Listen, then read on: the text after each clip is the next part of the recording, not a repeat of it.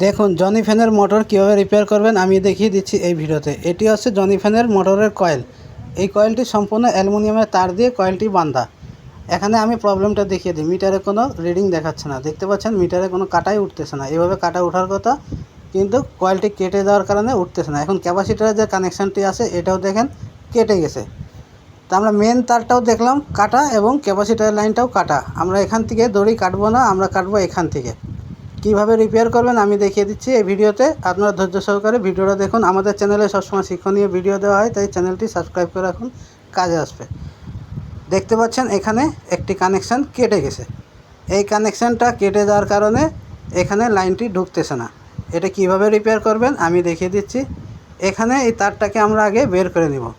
অনেক সময় দেখা যায় এই লিড কানেকশান থেকেই কেটে যায়, যার কারণে লাইন পায় না, মোটর চলে না। দেখতেই পাচ্ছেন এখান থেকে তারটি কেটে গেছে। আমরা খুব সহজে এটাকে রিপেয়ার করব। এইটা চেক করলাম, এটা ভালো আছে। এখন এটা চেক করব ক্যাপাসিটারের যে কানেকশান। এখানে দেখেন ক্যাপাসিটারের কানেকশানের লিডটাও কিন্তু কেটে গেছে।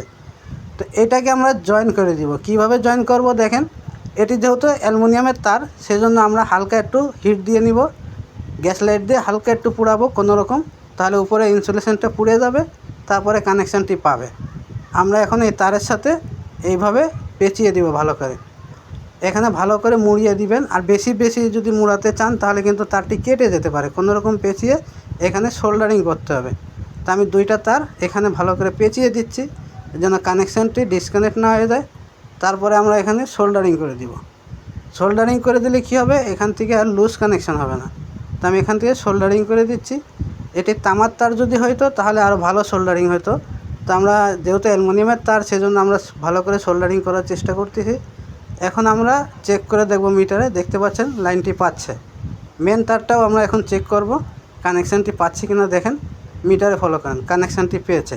আমরা কয়েলটি রিপেয়ার করতে সক্ষম হয়েছি। এখন এই তারগুলো সুন্দর করে গুছিয়ে বেঁধে দিব।